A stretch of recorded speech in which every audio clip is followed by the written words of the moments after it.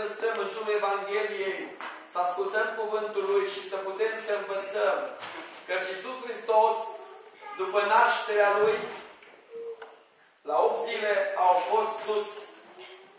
Părinții au binecuvântat acest copil, l-au adus înaintea celor care aveau rolul de a tăia împrejur.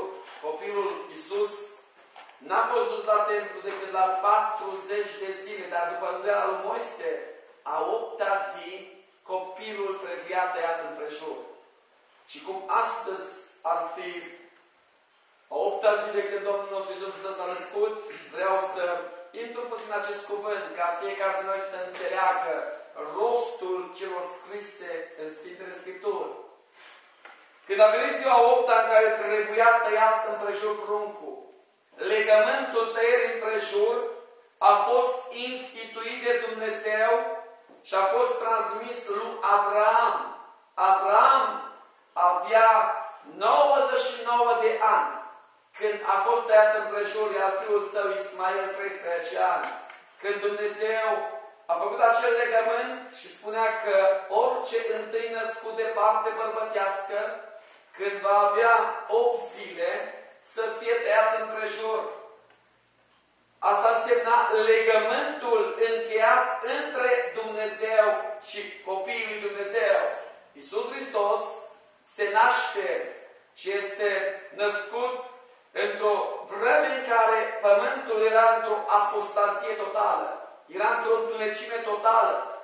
Pământul era plin de întuneric.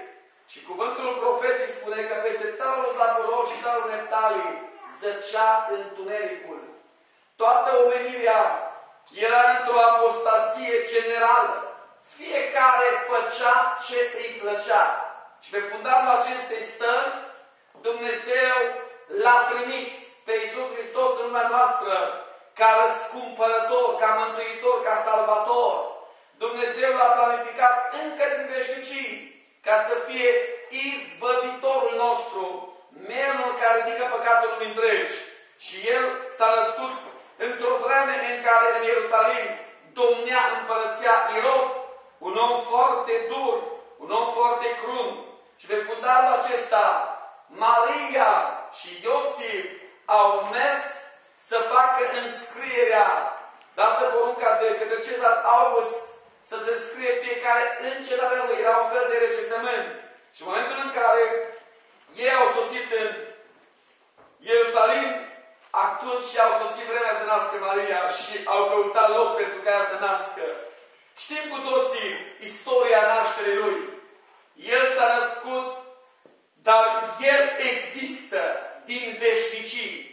Biologic, El nu putea să vină în lumea noastră decât pe cale să fie născut de către o fecioară. Și Dumnezeu a rânduit ca în cetatea Nazaret, o cetate foarte imorală, stricată și rea idolatră, Dumnezeu să planifice o fecioară în care să fie conceput pruncul Iisus de la Duhul Sfânt. După nașterea copilului Iisus, știm cu toții că a fost alertat cerul. Îngerii au venit la păstorii din Betleem care pășteau jurtumele lor și le-au făcut de cunoscut că în cetatea lui David, în Betleemul din Iudeea, li s-a născut un domn și un împărat, Iisus Domnul. Trei magi de 2 ani călătoreau în urma unei stele și au ajuns și ei să vadă lucrarea pe care Dumnezeu le-a făcut de cunoscut. Fiind cercetători, astrologi, ei citeau stelele și steaua aceasta călăuzitoare le-a arătat locul și au văzut pruncul, dovadă că era împărat, au căzut cu fața la pământ, s-au închinat, au deschis visteriile și fiecare a oferit aur, smirnă, tămâie. Și acum ajungem în momentul în care Iisus are 8 zile. După rânduiala lui Moise, pruncii de parte bărbătească, la 8 zile trebuiau tăiați împrejur în carnea prepusului lor. Asta era o lege a legământului pe care Dumnezeu l-a făcut cu Avram. Și legământul acesta a rămas valabil până când Hristos a venit și a terminat un nou legământ.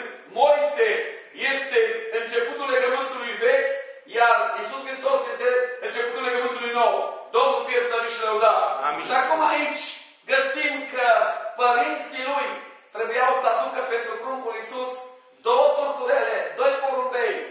și pruncul trebuia să fie tăiat împrejur. N-a fost dus la templu.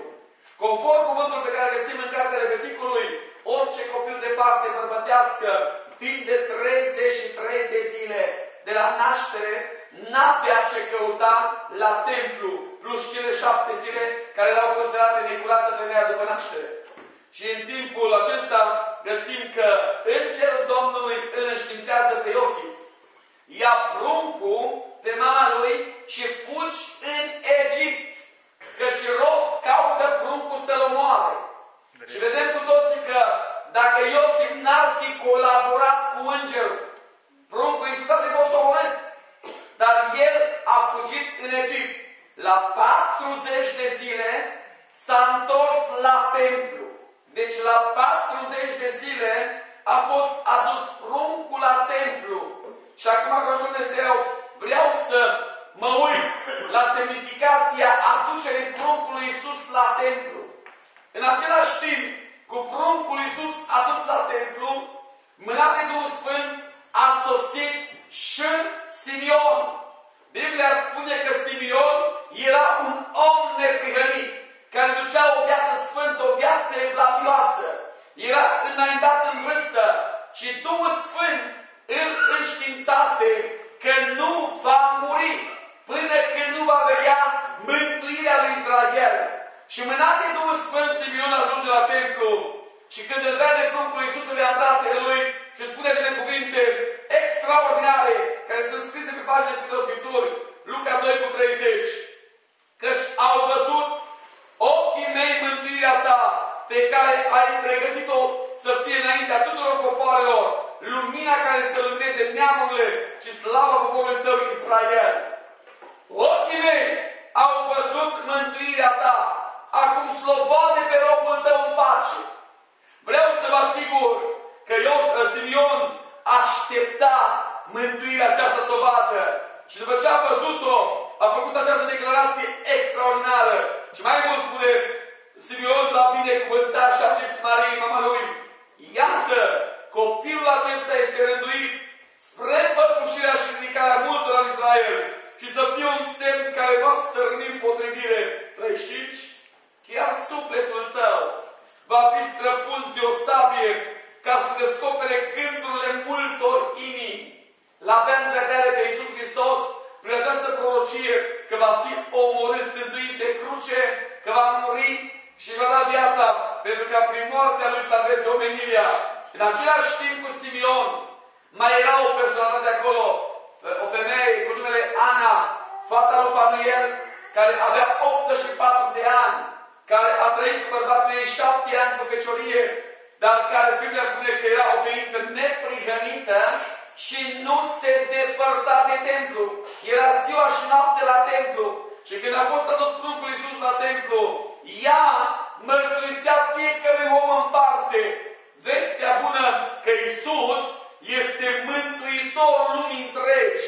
De aici am înțeles eu că și femeile se pot implica în evangelizare de la persoană la persoană. Și știm cu toții că femeile de regulă sunt mai cucernice ca bărbații. Ele pot mult mai ușor pătrunde în inimile altor femei să le spună vestea bună. Așa că rolul surorilor în vremea noastră ar fi să le spună vestea bună că Iisus Hristos a venit, s-a născut, este viu. Adevărul Dumnezeu, glorificat să fie numele. Amin. Știind că Iisus e Fiul lui Dumnezeu și Fiul Maria, vreau să intru acum în acest text pe care mie mi-l trag foarte tare, adică din care vreau să tot o predic astăzi, părtășia cu Dumnezeu. Eu nu puteam să am părtășie cu Dumnezeu dacă nu ar fi fost Iisus Hristos. Prin Iisus Hristos avem acces liber la Tatăl. Amin. Și când spun cuvântul părtășie, îmi dau seama că vorbesc despre lumină cu lumină. Părtășie avem când cei ce avem părtășia suntem lumină. Relație există între soț, soție, copii, părinți, dar părtășie nu există între lumină și întuneric. Vreau să mă delimitez și să fiu foarte concret în ceea ce vorbesc, pentru că aici Cuvântul Domnului spune că ochii mei au văzut mântuirea mea ta, pe care ai pregătit-o să fie înainte tuturor așa, popoarelor, lumina care să lumineze neamurile și slava poporului tău Israel.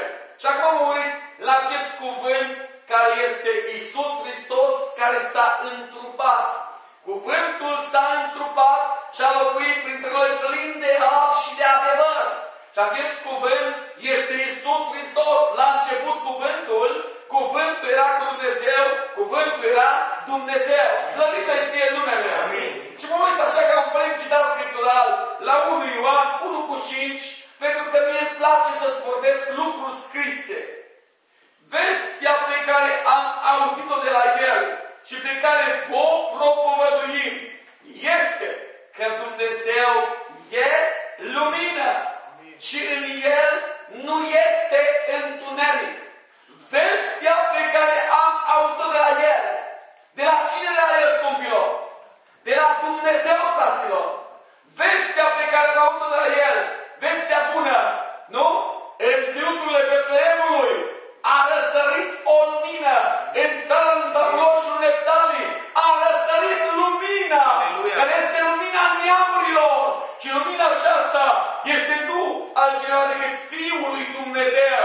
Și cuvântul spune în 1 Ioan 1:6, dacă zice că avem părtășie cu El și umblăm în întuneric, mințim. Și dragostea noastră nu este noi și nu trăim adevărul. Te întreb, verificați-vă fiecare din voi, sunteți lumini? Dacă sunteți lumini, însemnează că sunteți înlocuiți de Duhul Sfințeniei, prin care Iisus Hristos coboară în viața fiecăruia din noi. Și viața Lui în noi transformă ființele noastre în niște lumini, care luminăm în lumea de afară. Luminează lumina noastră sau lumina noastră este întuneric? Noi spunem că suntem răscumpărații Domnului, că suntem mântuiții Domnului, dar de fapt răspândim întuneric. Facă Domnul ca fiecare să răspândească mireasma plăcută a Lui, lumina Lui, glorificat să fie numele Lui. A umbla în întuneric înseamnă să trăiești în păcat și în plăcere imorală. Lumea asta în care noi locuim, pământul acesta, este sub stăpânirea celui rău. Toată lumea asta zace în cea rău. Și foarte, foarte clar că lumina a venit în lumea asta, lumina a vădit că faptele lumii acestea sunt rele. Prin ce cunosc eu că sunt ai lui Dumnezeu sau sunt al lumii? Viața mea, faptele mele, nu se conformează în lumii în care trăiesc. De ce nu l-a primit lumea pe Iisus Hristos? Pentru că El nu era din lume. El a venit jos în lumea noastră să întemeieze o împărăție. O împărăție care să fie împărăția lui Dumnezeu. Și împărăția Lui nu-i mâncare, nu-i distracție, nu-i destrăbălare. Împărăția lui Dumnezeu este neprihănire, pace, bucurie în Duhul Sfânt. Și El spune când predică Evanghelia, căci El predică cuvântul Domnului și vrea o împărăție să întemeieze. Împărăția Lui sunt eu și sunteți voi, dacă în noi locuiește toată plinătatea dumnezeiască. Domnul facă ca să avem părtășie cu Dumnezeu. Părtășie nu putem avea cu Dumnezeu dacă nu suntem lumină, pentru că El este lumină. Și cine umblă în lumină nu se poticnește. Cine umblă în întuneric se poticnește, pentru că dragostea Domnului nu este în El. Și Domnul să ne ajute să facem dovada trăirii frumos ca în timpul zilei. Și vorbirea noastră, trăirea noastră, să se poată vedea El trăind. Glorificat să-i fie numele. A umbla în întuneric înseamnă trăire în păcat și în pofte. Mulți nu recunosc că firea pământească îi separă de Dumnezeu. Uitându-mă la unii oameni care nu se pot deslivi de lucrurile lumii acesteia, dar ei cred că sunt mântuiți. Vreau să vă spun clar, Iisus spune adevărat, adevărat vă spun, că cine nu face voia care m-a trimis nu mă cunoaște, nu mă știe și nu-i din împărăția mea.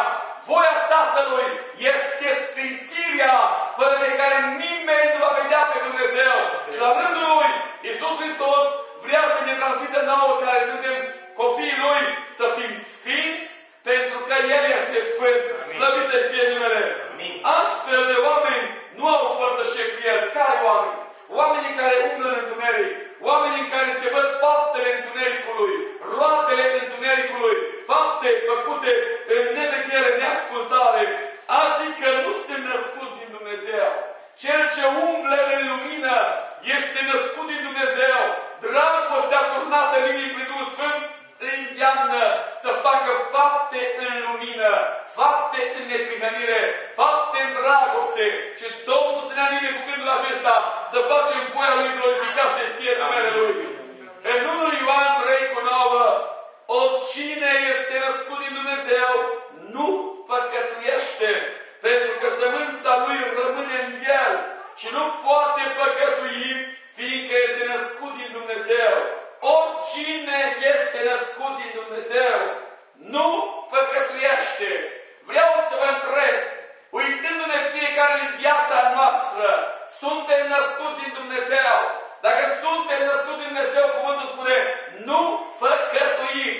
Și totuși, în cartea Romanilor, spune Pavel că toți sunt păcătoși. Toți au păcătuit și sunt în viața viitoare. Dar în cuvântul lui Ioan spune că cel ce e născut din Dumnezeu. Și acum vreau să fiu foarte explicit. Dacă Dumnezeu o lua chip în mine, trăiește Dumnezeu în mine, te întreb eu, poate gura mea minți? Poate ochii mei privi la ce nu trebuie? N-are cum. Asta e încă o dovadă că nu suntem născuți din nou. Că Dumnezeu nu locuiește în lăuntrul nostru. Din ce cauză? Dacă locuiește El în lăuntrul nostru, viața Lui curge în noi. Și atunci noi ne tragem viața seva din viața Lui. Și Domnul să ne binecuvânteze. Aceste cuvinte arată că nimeni din cei născuți din Dumnezeu nu continuă să păcătuiască, nu practică păcatul. Adică, în momentul în care te-ai mântuit, ai rupt-o cu păcatul. Ai încetat să mai păcătuiești. Și acum viu cu lucru care este foarte real. Oricât m-aș păzi să stau să mă păstrez curat și sfânt, e cu neputință să nu vină prilejuri de păcătuire. Și dacă totuși păcătuim, dar nu cu voia, fără voia, avem la Tatăl un mijlocitor de Domnul Iisus Hristos care nu obosește iertând. Și acum vă întreb eu, când te uiți la o imagine imorală, o faci cu voia sau fără voia? Când practici un păcat, o hoție, o minciună, o înșelăciune, cum o faci? Cu voia sau fără de voie? Domnul va cerceta chiar și gândurile ascunse ale inimilor și va demasca toate ascunzișurile inimilor noastre. Domnul să facă să înțelegi că tu dacă ești născut din El, nu mai păcătuiești. Te temi să te uiți la o imagine imorală. Te temi să practici un păcat. De ce? Pentru că cel ce e în tine nu-ți dă voie. E gingaș, e sensibil. Și Duhul Sfânt te înștiințează și spune, tu nu ai voie. Dar dacă nu-i Duhul Sfânt, astăzi nu mai trebuie la oameni Duhul Sfânt. Astăzi oamenii cred că au Duhul Sfânt când o vin la biserică. Vreau să vă spun, Duhul Sfânt te aduce aici.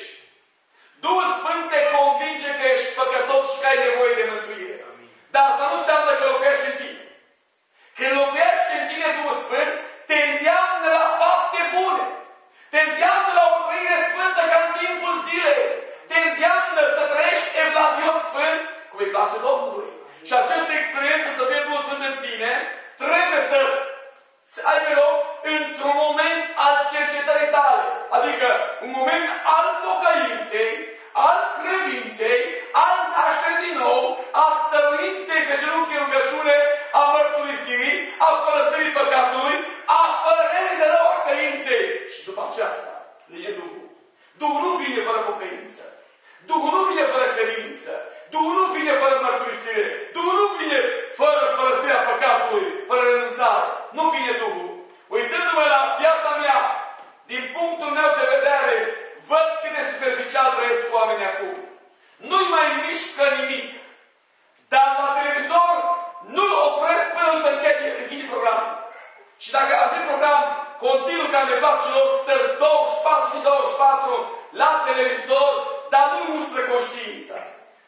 cuvânt nu poți să stai o secundă. De ce? Cuvântul nu-l poate citi decât cei sfinți. Sfinții găsesc plăcere în el. Și când îl citesc sfinții, se hrănesc.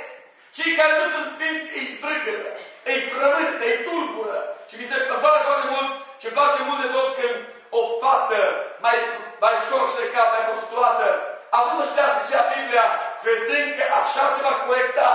Și când a deschis Biblia prima dată în viața ei, a deschis-o la prorocul Ieremia. Și când s-a băgat acolo în câteva versete, o venit la mine speriată. Și eu zis, așa mi se va întâmpla, mai rău. Mai rău. Eu cred că voi îmblânze, zic mai rău. Ieremia a fost în vechi. Iisus e nou. Iisus spune, vai, e cel care cade peste piatra legată de zlar. Pe acela îl va spulbera. Dumnezeu face o afirmație scuzuitoare. Și Hristosul ăsta pe care cel mai mult să-l dați șocoresc, glumesc la adresa lui. Fac tot felul de pantomime, tot felul de teatre.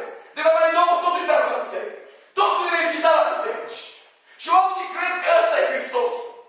Vestea bună pe care vă spun eu este că Hristos este Dumnezeu. Și cine se închină în Hristos, să închină în duș și în adevăr. Și Hristos nu-și împarte slava cu Dumnezeii popoarelor. Mai nou, orice fel de închinare e plăcută. Lauda și închinarea e 55% din programul de dimineață. Rugăciunea clipe, minute și deranjează. Vreau să vă spun, Hristos va reveni. Amin. Și când va reveni, va ridica în cer pe cei ce s-au închinat în duș și în adevăr. Amin. Amin. Pe cei ce l-au căutat chiar bâșbâind. Pe cei care când privesc la ei, văd în ei lume, nu văd în ei sfințenie.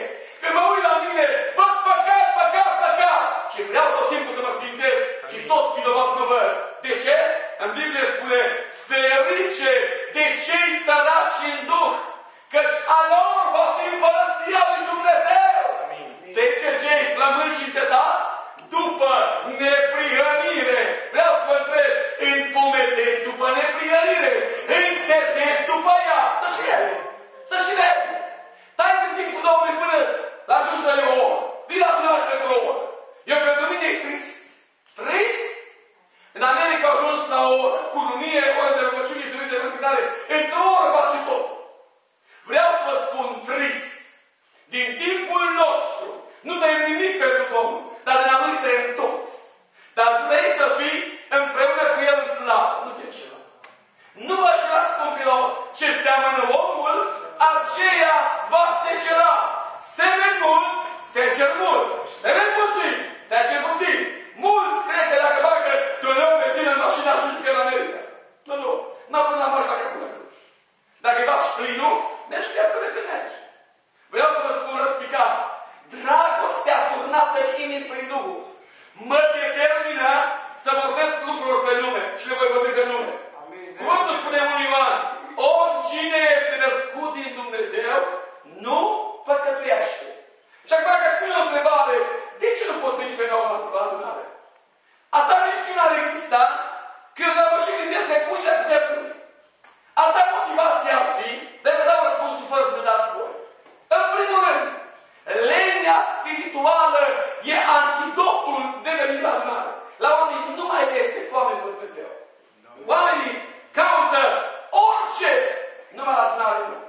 Și mă uit și după masa cât de mult investim la adunare. Trist, dar călcit și neferice. Dumnezeu să ne binecuvânteze. Oricine este născut de Dumnezeu, vine la adunare. Nu vine să-L vadă pe Natanael. Vine să se întâlnească cu Dumnezeu. Amin. Pentru că aici este casa lui Dumnezeu și Dumnezeu este aici non-stop. Amin. Cât din 24 de ore vin în prezența Lui. Și când vin 24 de ore, o oră, și atunci stau și mă uite striga și gata să tragă timpul. Vreau să vă spun clar. Eram prunc în casa tatălui meu. 9 frați. De la ora 9 până la ora 4 după masa fără mâncare, eram în biserică. Până la urmă acasă era ora 5, mâncam și veneam apoi pe 6 la adunare. Și iar veneam pe seara. La vârsta aceea, parcurgeam 4 încolo, 4 încoace, kilometri pe jos. Astăzi, ce kilometri? Să-mi luam de biserica biserică. Cine îi dă bine? Nu-i Dumnezeu. Dumnezeu este același ieri și în veci. Și acum te întreb eu, din ce cauză nu vii la adunare? Mai este dragoste? Nu-i dragoste, fraților. Dragoste este în ăla care când e 8 dimineața nu mai stă acasă. Vrea să fie la 8 și un sfert în biserică. De ce? Vrea să parcurg aici un pic. Domnul să ne binecuvânteze, înțelegem. Ce facem pentru Hristos, cu asta ne întâlnim. Ce facem pentru hoiul ăsta, cu asta îmi rămâne aici. Domnul să ne păzească. Și doi, cuvântul spune, și nu poate păcătui fiindcă este născut din Dumnezeu. Câți sunt născuți din Dumnezeu în biserica lui ta? Că voi stați apă suntem tăți. Dar câți suntem născuți din nou? Când ești născut din nou, ești conștient că viața spirituală trebuie întreținută cu multă rugăciune, cu mult cuvânt, cu multă vedere în casa Domnului, cu multă ascultare, cu multă smerenie, cu multă umblare între joșei, cu multă împlinirea cuvântului Domnului. Știu că nu sunt popular și nu voi fi popular pentru cei care nu vor să se conformeze. Și nu-mi pasă că am vrut și mie într-o vreme mă ureau, că le vedeam foarte clar. Adunarea nu e un loc unde fugi când ai probleme. Adunarea e un loc de întâlnire cu Domnul. Și acum am înțeles cu toții că la adunare ne întâlnim cu Domnul.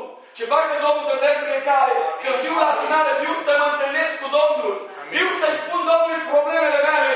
Vreau să mă căiesc, vreau să mă pocăiesc, vreau să mă zgăresc. Dar dacă Dumnezeu va face grațiile ființei mele. Pentru că în lumea asta cumulăm atâta păcat, pe toate drumurile nu păcat este. Dar Dumnezeu spune, în laborator aici, dacă mă căiesc, mă pocăiesc, mă despart de păcat, El este gata să ne ierte mina păcatului, să-mi dea iertarea, iubarea, grațierea și El să facă lucrarea lui de sfințire a fiecare din noi. Amin.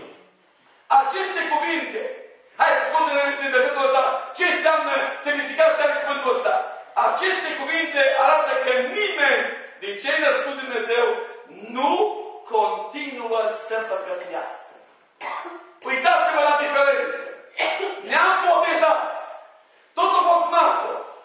Și cum am ieșit din ușile adunării? Cum, dacă ești atent la cuvinte, și în drujomiciună. Ne-am botezat, dar n-a ieșit mai încolo de adunare. Nici nu a ieșit. Eu văd acum cazul cruților mei. Și cazul vostru, că la toți sunteți la fel. Trebuie să mă duc până undeva ce urgent. Unde? Și scot eu gogonătură. Eu știu că nu acolo să duc. Dar asta, dată minciunii, este stăpânitorul lumii acesteia. Mincinoșii și cei ce trăiesc în minciună vor ajunge unde? În iad. Atenție! Ce spui? Mulți spune, îl cunosc pe Domnul, dar trăiește ca lumea. Te trebuie îl cunoaște? E mincinos. Cine vorbește cuvintele Domnului, să-mi trăiască ce vorbește Dumnezeu. Domnul să ne binecuvânteze. Ceea ce îl păzește pe credincios de săvârșirea păcatului este sămânța lui Dumnezeu din el. Sămânța. Auziți, tinerilor, de sămânța lui Dumnezeu. Fraților, ați auzit? Înțelegeți ce-i sămânța. Dacă mă întreb individual, cred că nu mă dați seama ce. Dar vreau să nu vă țin în contră. Sămânța lui Dumnezeu este viața lui Dumnezeu. Este Duhul lui Dumnezeu. Și este natura lui Dumnezeu. Viața lui Dumnezeu curge în tine. Dacă viața lui Dumnezeu curge în tine, pomul tău va aduce roade la coacere și roadele vor rămâne. Amin. În locul acesta îmi închipui acum pilda sămănătorului. Sămănătorul a ieșit să vine sămânța. Și acolo avem de face cu 4 pământuri. Și acolo avem de face cu 4 sămânțe.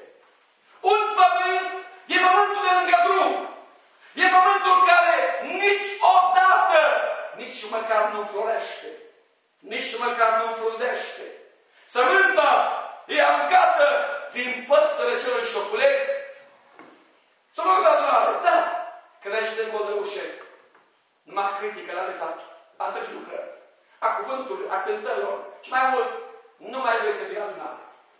Sămânța căzută pe stâncă. Nici ăștia nu floresc, nu înfrunzesc. Pământul e bun. Imediat. Atingi. Mă predau, mă pocăiesc. Prima încercare. N-ai venit la adunare. Sămânța dintre spini. Ăștia și înfrunzesc și și înfloresc și aduc roadă. Dar nu la coace. Îngrijorările lumii îi năci. Sămânța căzută în pământ bun crește roada la coacere 60-130. Hai să ne uităm acum la sămânțe. Sămânța căzută lângă drum cine este? Unul din noi. Nu-i vorba de sămânță, atenție. Vorbește și cuvântul clar. Sămânța îs eu sau care dintre voi? Vă întreb acum, verificați-vă. Care sămânță ești? Lângă drum? Pe stâncă? Între spini? Că Domnul laudă doar sămânța din pământul bun. Care aduce loc la coacere și care rămâne. 4 categorii de oameni în adunare. Oameni care se aici cu trupul, oameni care se aici cu picioarele și cu capul, oameni care se aici și cu stomacul un pic și oameni care se întregi. Oameni care iau cuvântul Domnului, îl pun în inimă și caută să facă fapte de neprihănire. Oameni de stoici. Restul să treacă cuvântul. Să treacă întâlnire, să treacă și să treacă, să se ghete. Vă duc la America. Domnul să ne dea înțelepciune. Amin. Uităm la cuvântul Domnului. Sămânța lui Dumnezeu este viața lui Dumnezeu. Vă întreb acum. Pulsează viața lui în tine. Deja vă spui că pulsează. Că după roade îl cunoști. În cine pulsează viața lui Dumnezeu? Omul ăsta face fapte în neprihănire. Omul ăsta este ascultător, împlinitor. Omul ăsta caută să fii ajutător pentru toți oamenii. Paracletos, Duhul Sfânt ce face? Duhul Sfânt este ajutătorul, este mijlocitorul, este cel ce dă îndemnul. Te întreb, Duhul Sfânt din tine e Duhul lui? Pentru că Duhul lui te îndeamnă, fii supus, fii sperit, fii ascultător. Vreau să mă uit aici. Sămânța Dumnezeu este viața lui Dumnezeu. Este Duhul Dumnezeu și este natura lui Dumnezeu. Natura lui Dumnezeu care era? Fără păcat. Sfântă, pus deoparte. E sfânt? Ce mă v-ați rămâni, frate? Doamne, îmi primesc viitorul meu. Și mi-e milă de surori și de frați care mi-au seama la ce predic. Pentru că se lovesc în viață cu problemele astea. Mi-e milă. Mi-e milă când pruncul de la teu, fata de la teu, și alții zice, mă, dar mi s-a spus la adunare, dar nu am băiat în seamă. Om care înțeleg bate în seamă tot. Amin. Și ăla lângă la teu. Când vezi copilul tău în tovărășea unui om păcătos, îl lași? Ca părinte lași, mare greșeală. Vreau să vă spun că tovărășile rele strică obiceiurile bune.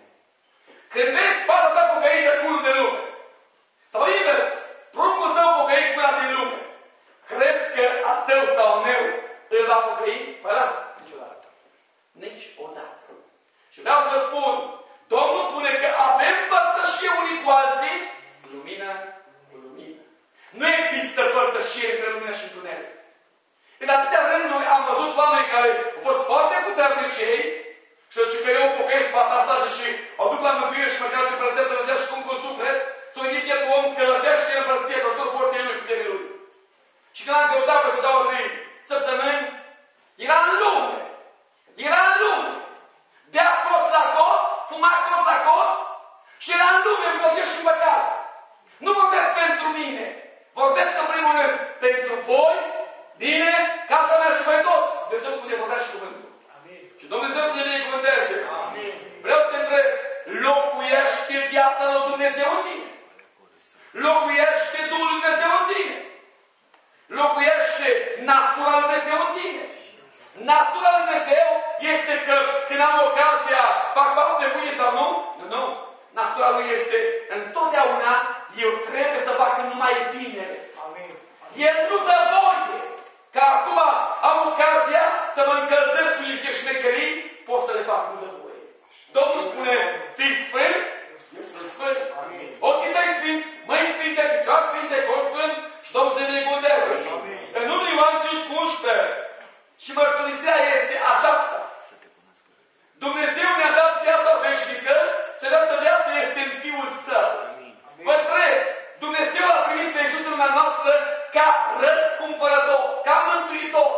Conceptul central al mântuirii mele și al mântuirii voastre se găsește în sângele lui Iisus Hristos. Vreau să vă întreb, crezi că te curăță de orice păcat? Amin. Crezi că sângele Lui e mai mare apitor ca sângele țapului și a bebecilor? Amin. Da, viața asta a lui Iisus Hristos curge în tine. Pentru că Iisus Hristos spune, Dumnezeu ne-a dat viață veșnică și această viață este în Fiul Său. E Fiul Său în tine.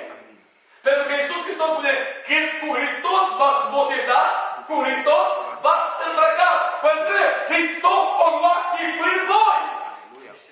Pentru că Hristos, dacă ia chip în mine, înseamnă că viața mea este ascunsă cu Hristos în Dumnezeu. Și eu am trecut din moarte la viață. Prin har sunt mântuit, prin credință. Și așa că dau de meritat. Pe care Dumnezeu l-a oferit pentru mine și pentru voi toți. Amin. Și uitându-mă la cuvântul acesta, vreau să vă întreb, Dumnezeu ne-a dat viață veșnică. Prin Iisus Hristos. Nimeni nu poate veni la Tatăl neatras de Tatăl prin Fiul. Tata ne atrage, dar prin cine? Prin Fiul. Fiul este centrul mântuirii noastre. Fără Fiul, toată credința noastră era zădarnică. Dacă Hristos nu murea, nu învia, zădarnică ne-a fost toată credința noastră. 1 Ioan 5:12. Cine are pe Fiul, are viața. Cine nu are pe Fiul Dumnezeu, n-are viața. Și acum vreau să vă spun acest adevăr la care eu de multe ori am meditat. Oamenii cred că cuvântul lui Dumnezeu trebuie să fie doar la îndemâna celor ce îl predică. În cuvântul pe care eu îl citesc și la care face aluzie Dumnezeu în Geneza 12:3, când îi spune lui Avram, Avram, în sămânța ta voi binecuvânta toate națiunile pământului. Făcea aluzie la Evanghelia lui Hristos, care va fi vestită la toate neamurile. Și această Evanghelie, dacă o urmărim cu toții, a ajuns să se ducă până la marginile pământului și oamenii să se mântuiască. Dacă mă uit la cuvântul Domnului aici, toți oamenii trebuie să audă Evanghelia.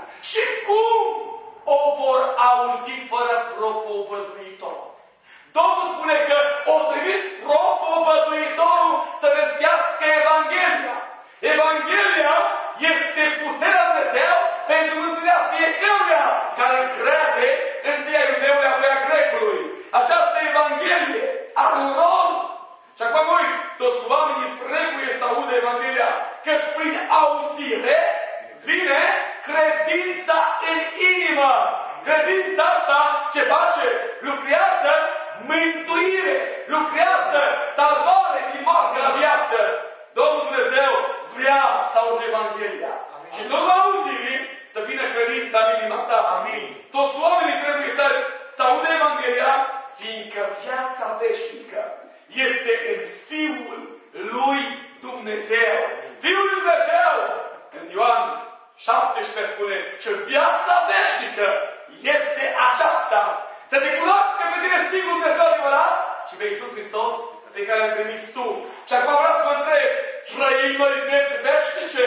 Noi suntem creați de Dumnezeu cu o capacitate de a trăi veșnic. Viața noastră nu se încheie la mormânt.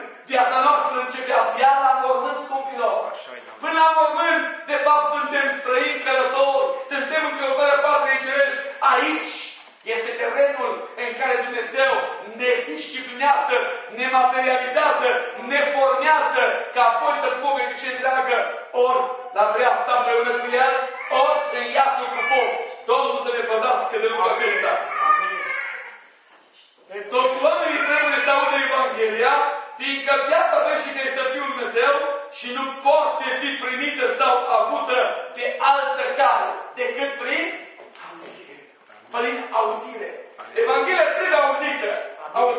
Evanghelia trebuiește împlinită. Trebuiește realizată exact cum Dumnezeu o transmite. Domnul să ne binecuvânteze. El singur, cine e El singur? Iisus este calea, adevărul și viața. Iisus spune, Eu sunt calea. Evanghelia pe care o predic nu-i de o vârșie omenească, ci ne-a fost dată prin descoperire dumnezeiască. Zice și Petru, zice și Pavel, nu? Și eu la rândul meu spun că a fost scrisă de către Duhul Sfânt. Și Evanghelia asta este infailibilă. Este fără greșeală. Și cuvântul lui Dumnezeu vrea să lucreze în mine ce? Mântuire. Salvare, vindecare. Viața veșnică este viața lui Iisus Hristos în noi. Cât locuiește Hristos în noi? Cât din noi ocupă Iisus Hristos? Pentru că de multe ori mă uit și când mă uit la înfățișarea voastră, exteriorul este al lui Iisus Hristos, dar interiorul este total a celuilalt. Sau invers. Totul în interior este al lui Iisus și vestimentația exterioară este invers. Facă Domnul să fie și interiorul și exteriorul al lui Iisus Hristos. Interiorul se exprimă în exterior, nu? Dacă Iisus Hristos locuiește în voi, sunteți împărăția mea, nu? Și atunci și exteriorul vostru răspândește mireste plăcute. Domnul să ne binecuvânteze. Eu vreau să fiu al Domnului cu totul. Cu ochi, cu minte, cu trup. Și îmi place foarte mult afirmația lui Petru, când Iisus îi spune: Petre, adevărat, adevărat îți spun, dacă eu te spăl eu, nu vei avea deloc parte cu mine. Petre, nu mai fi mulțumit cu picioarele, am ajuns să speli și spăcat, și spătat corpul. Și au zis Iisus: Petre, nu mai picioarele, ca să fii curat, că știa pe cel ce avea să-l vândă. La masă era unul care îl vinde. Vreau să vă spun, Iisus spală picioarele lui Iuda, fraților. Vă știți că spală picioarele lui Iuda? Pentru că de chime, spălatul era făcut în joia seara, cu o seară înaintea cinei Domnul de vinerea seara. Și după aceea merge să-L vânde pe Iisus Hristos. De-aia au zis: unul din voi mă va vinde. Și acum de drept, nu te spăl eu, n-ai parte deloc cu mine. Păi spală și capul, și trupul, și picioarele. Nu. Cine s-a scăldat? N-are trebuință să spele decât picioarele. Fiindcă îl cunoștea pala care avea picioarele murdare. Și Domnul Isaia spune, și laudă în 52 Isaia, picioarele care aduc vești bune, care aduc mântuirea. Lăudat să fie Domnul, glorificat să fie numele Lui. Viața Lui, viața veșnică este viața lui Hristos în noi, prin credință prin Hristos care locuiește în ei. Deci viața asta se obține prin credință, prin Hristos care locuiește în ei, prin puterea Duhului Sfânt și prin cuvântul scris. Viața asta veșnică nu stăruiești în credință, în Hristos, în Duhul Sfânt, în cuvânt. N-ai viață veșnică. Domnul să ne binecuvânteze. Toți credincioșii pot trăi clipă de clipă, fără să greșească sau să păcătuiască împotriva lui Dumnezeu. Știu de asta? Poți trăi clipă de clipă. Și vreau să fii trăiască cu zi. Poți păcătui cu voia. Poți. Poți să nu păcătuiești. Poți. Când Domnul Iisus spune: cine vrea să trăiască cum am trăit eu. Și cum a trăit Iisus? Despărțit de păcătoși. Despărțit de păcat. Dacă eu am spus fiți sfinți, înseamnă că și noi putem fi sfinți. Și cred în adevăr, în toți în care locuiește Duhul Sfânt sunt sfinți. Cred. Pentru că Duhul Sfânt nu coboară într-o ființă dacă nu-i sfântă. Și acum îmi spune, de contrazice la rău. Nu. Dar sfinții în care locuiește Duhul Sfânt nu vorbesc niciodată. Niciodată. Niciodată în amerință. Nu se mânie, nu urlă. Nu. Sunt blânzi, meriți cu inima. Fac voia Domnului, glorificat să-i fie numele. Hai să vedem un citat scriptural care pune paralelă lumina cu întunericul. 2 Corinteni 6:14. Pentru că vorbeți de părtășie. Părtășare unii cu alții, lumină cu lumină. Părtășie nu există între lumină și întuneric. În 2 Corinteni 6:14 cuvântul așa: nu vă înjugați la un juc nepotrivit cu cei necredincioși. Căci ce legătură este între neprihănire și fără de lege? Sau cum poate sta împreună lumina cu întunericul? Nu vă înjugați. Citeți câteva cuvintele astea. Le-au titărcului pe fete și pe băieți în săsoare. Ce cuvânt? Da. Vorbim să ne ducem pe Dumnezeu. Vreau să vă spun, prima bine o aparține părinților. Părinții, după cuvântul în Deuteronom 6, au datoria să învețe legile Domnului de copii. Să pună legile Domnului în mintea copiilor lor. Să le scrie pe tăblița inimilor. Să le repete la infinit. Și să le pună în atunci când copilul mâncă sau este în călătorie sau pe drum, să-și aducă aminte că a te înjuga la un juc nepotrivit înseamnă cădere din har, cădere din lumină, cădere în neant. Mulți cred că pot ei să se recupere de acolo. O biserică întreagă nu poate recupera un păcătos. A putea recupera o fată sau un fecior. Nici dacă stă, nu ne degeaba spune cuvântul, nu vă înjugați. Un juc de potrivit de credincioși.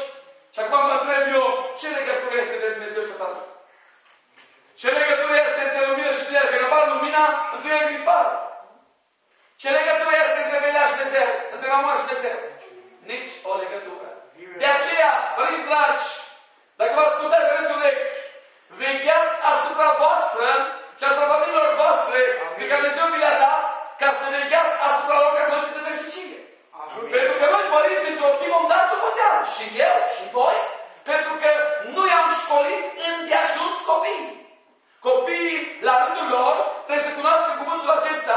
Că Dumnezeu spune că obiceiurile astea care le gândim noi că sunt bune, strică tradițiile rele. Tradițiile bune strică obiceiurile rele. Domnul să ne păzească de știu ce și tradiții. Amin. În 1 Ioan 1:7. Dar dacă umblă în lumină după cum El însuși este în lumină, avem părtășie unii cu alții. Ce frumos e când o tânără îl găsește un tânăr din adunare. Doi sfinți. Când un tânăr îl găsește un tânăr din adunare. Doi sfinți. Când cei doi, la ora 7 seara, să acasă, fiecare la el acasă. Când cei doi, doar în fața căsătoriei, îi vezi la o altă. Nu îi vezi prin locuri dostice. Nu îi vezi plimbându-se în amur noapte la 12. Pe uliți. Nu îi vezi în posturi și postate care Dumnezeu le urește. Ăștia-s frumoși. Dumnezeu pe ăștia îi binecuvântează. Dar astăzi, cu care câteva numere, nu prea cunosc stiile, că nu citesc, și acolo spune, nu strâniți dragostea. Până când? Până când e cadru familiar. Dumnezeu permite dragostea doar în cadrul familiei. Domnul nu permite nici la o tânără, nici la un tânăr, să intre în relație amoroasă de prietenie, amiciție, cu viitorul sau viitoarea, până când nu se în cadrul familiei. Și când nu sunt surați și înăldați, poate apoi să o iubească ca Iisus biserica lui. Nu-i împotrivă Dumnezeu. Baiul este că ce mai mult cunosc cuvântul, nici tragedia care se întâmplă aprinzând alta vieții, ajungi roabă păcatului și a morții. Și în loc să ajungi în veșnicea Dumnezeu, ajungi un chimval zângăritor în foc. Eu vreau să cruz și ce spun într-o pe lume și cred că mă înțelegeți. Și sângele lui Iisus Hristos, Fiul lui, ne curățește de orice păcat. Pe cine? Pe cine? Pe mântuiți. Doar pe mântuiți. Sângele lui nu curățește pe cine mântuiți. Să fiți foarte clar cu lucrul ăsta. Acum, mă uit la cuvântul ăsta. Umblăm în lumină. Ce înseamnă asta? Aceasta înseamnă să crezi. Adevărul absolut al lui Dumnezeu. Domnul spune următorul lucru. Așa cum este cuvântul său. Că cel ce umblă în lumină are părtășie cu el. Cei ce nu umblă în lumină n-au părtășie cu Dumnezeu. Dumnezeu este prezent când noi, frați și surori, la oaltă, stăm în părtășie. În mijlocul strigătului de laudă și mulțumire, Domnul se prezintă între noi. Prin semne, tămăduiri, minuni. Ce face prezența Lui, că fiecare ne bucurăm, nu? Amin. Dar în momentul în care venim amestecați cu Dumnezeu când îi merge cât de cât, când îi merge bine Dumnezeu pe locul 2, Dumnezeu se prezintă. Domnul să ne înțelegească. Amin. Umblăm în lumină, aceasta înseamnă să crezi adevărul Dumnezeu, așa cum este revelat în cuvânt, și sângele lui Iisus Hristos ne curățește de orice păcat, se referă la lucrarea de sfințire din interiorul credinciosului. V-am arătat versetul Evrei 9:13. Sângele unei vas stropite, sau un mel, sau un verber, spălau trupul exterior. Aici, sângele lui Iisus Hristos, Evrei 9:14, face sfințirea sufletului. Amin. Și aici îmi place mult, se referă la lucrarea de sfințire din interiorul credinciosului. De unde vorbește gura mea? De unde vorbește gurile voastre, scumpilor? Din prisosul inimii. Amin. Legile lui sunt scrise pe tăblița inimii, nu? Și inima omului este mintea. Și acum voia noastră se referă la lucrarea de sfințire din interiorul credinciosului și la continua curățire prin sângele lui pentru păcatele pe care le facem din neglijență. Deci Domnul, unul, ne curăță sufletul, interiorul, și continuă să ne curățească de păcatele pe care noi le facem din neglijență. Dacă facem păcat cu voia, după ce am gustat, ne-am mântuit, nu mai avem nicio jertfă. Dar păcatele din neglijență, sângele lui continuă să curățească. Ai înțeles acum? Îți curăță interiorul sufletul și păcatele din neglijență. 1 Ioan 1:9. Dacă ne mărturisim păcatele, El este credincios și drept ca să ne ierte păcatele, să ne curățească de orice nelegiuire. Condiția, dacă ne mărturisim păcatele. Și 2, ne mărturisim păcatele, noi trebuie să recunoaștem ce? Păcatele noastre. Și vreau să vă spun, păcatul trebuie să-i spui pe nume. Când se întâlnește Iisus cu cei doi îndrăciți, cum îi întreabă? Care este numele? Suntem mulți. Numele nostru este legiune. Vreau să spun, care e numele păcatului din tine care îl practici? În primul rând, minciuna. Pentru că tu spui că crezi în Iisus. Tu spui că îl cinstești pe Iisus. Tu spui că îl reprezinți pe Iisus. Și de fapt, Iisus nu te cunoaște. Iisus cunoaște oile pe nume.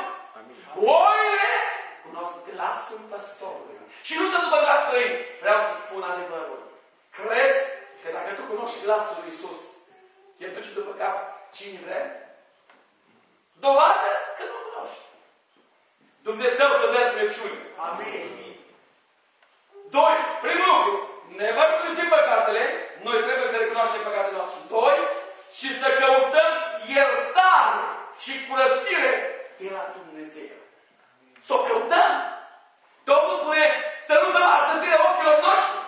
Să căutăm, să venim înaintea Lui cu păcatele noastre. Cu mărturisirile noastre. Și 2. Să ne lăsăm de păcatele astea. 3. Să ne căim. Să ne zdrobim pieptul. Să strigăm, să urlăm. Și cel mai important lucru, evidența acestei, cele două rezultate sunt. 1. Iertarea prin Dumnezeu și împăcarea cu El. Cine dă iertare? Dumnezeu. Cine e împac cu El? Dumnezeu. Dacă Domnul Dumnezeu ne-a iertat în urma mărturisirii, părăsirii păcatului, părere de rău, regretului, pocăinței, El spune că ne împăcăm cu El și 2. El ne iartă. 2. Curățirea. Adică îndepărtarea vinii și distrugerea puterii păcatului în dorința de a trăi vieți de sfințenie. Ai putere să părăsești păcatul, ai putere să omori păcatul, ai putere să-l răstignești în fiecare zi. Domnul spune, și noi răsturnăm izvotirile minții noastre blestemate și noi facem rău ascultării de Hristos. Păcatul unde vibrează? La gând. Și dacă îi dai curs, îl pui în practică o altă făptuire, și atunci moartea. Păzească-ne Dumnezeu. Amin. Mă uit la rolul mărturisirii, pentru că mulți nu-i cunosc rolul. Și vreau să vă spun, mulți își poartă ghesăjile de ani de zi. Mare har este dreptul omului care are putere să recunoască, să se lase, să se pocăiască, acolo veți vedea. Mă uit la citatul scriptural din Proverbe 28:13. Cine își ascunde fără de legile, nu propășește. Voi credeți că un prunc la școală care fură prin copier va trece de astea? Le va trece, fraților. Dar nu se va bucura. Nu va realiza nimic în viață. Că cuvântul lui nu minte. Cuvântul lui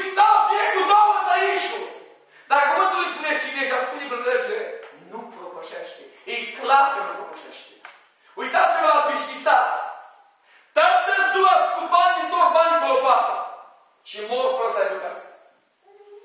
Mor fără să aibă o coșea lui, un carul lui. Așa se întâmplă. Sunt care vreau să facă aluzie la... Nu! Mă opresc la acest adevăr. Eu am văzut oameni care învărteau banii cu lopata. Și au murit chiriași. Nici măcar bani de mormântare. Primărie.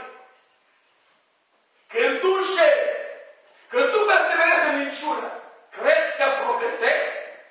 Nu minte Dumnezeu, fraților. Eu pun cuvântul lui în față. În viața asta am învățat ca să progresez cu adevăr. Amin. Cu minciuna niciodată. Și cum spune așa? Dar cine le mărturisește, se lasă de ele, capătă îndurare. Da, frate, păcătuiesc. Și cum ies pe uliță, iar la pucătorul să fur, să înșel, să min, să fac. Te întreb eu, poate da Domnul propășire acolo? Păi n-are cum. Domnul dă propășire acolo unde este oprire, renunțare, pocăință, smerenie, sfințenie. Încercează să mai păcătuiești. Ca să nu se întâmple ceva mai grav, spune Domnul Iisus, femei păcătoase. Păcatele sunt iertate. Nu-i le enumeră, nu spune ceva de făcut. Dar îi spune, încercează să mai păcătuiești. Și Domnul să ne înțelegească.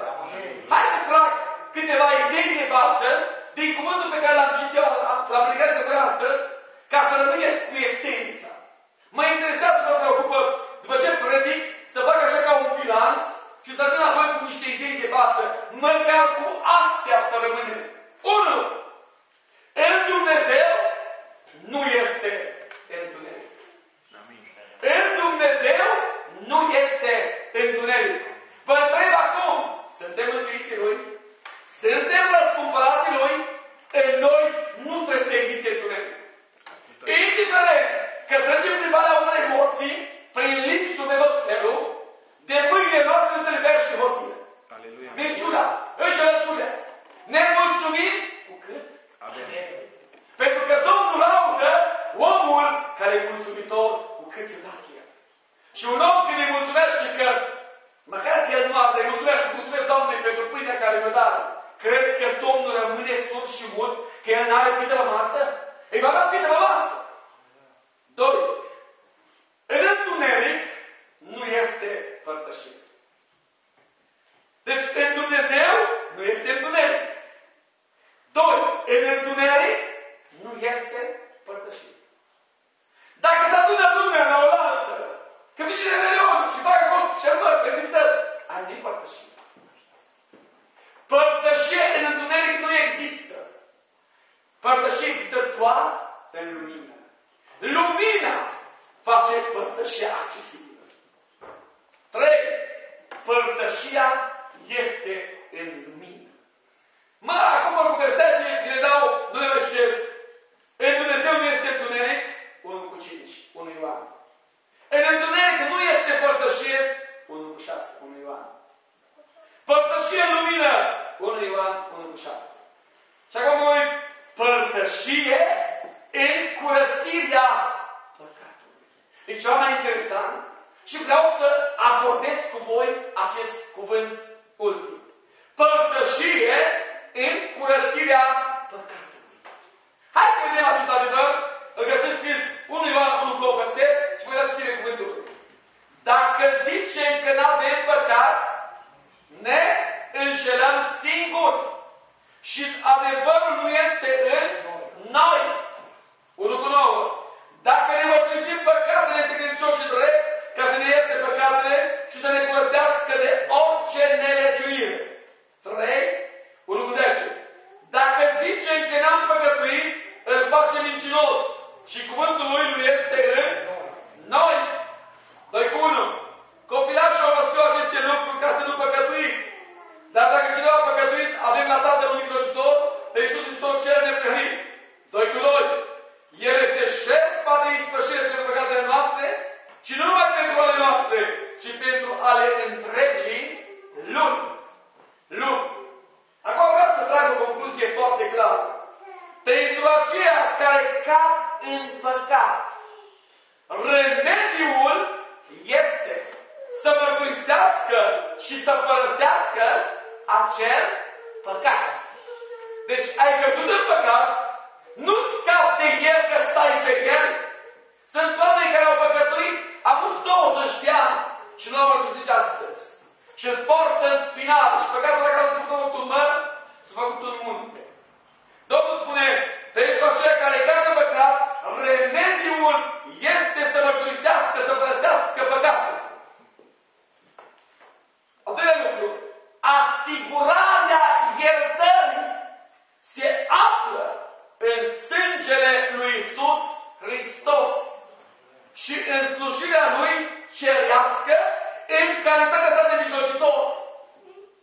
Asigurarea iertării se află în sângele Lui.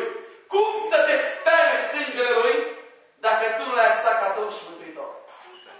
Deci, eu am asigurarea asta că sângele Lui mă curăță de orice păcat. Și doi, și în slujirea Lui cerească, El are rolul ăsta. Domnul Iisus Hristos, ce face El? Nu obosește să mișlocească. Rolul Lui este de mișlocitor. Și El mijlocește Evrei 7:25. Iisus intervine înaintea lui Dumnezeu în numele nostru. Pe baza morții sale ispășitoare, a pocăinței noastre de păcat și a credinței noastre în El. Când intervine Iisus, în momentul în care eu mă pocăiesc de păcat și credința mea în El, numai în El. Deci Iisus intervine înainte de Dumnezeu în numele nostru, de baza morții. Iisus Hristos spune la Tatăl și de ce? L-ai văzut pe robul meu? L-ai văzut? Da, păi, l-am văzut. Nu. Iisus spune, Tată, și pentru asta am murit, am înviat. Și Tata de iertare prin Iisus.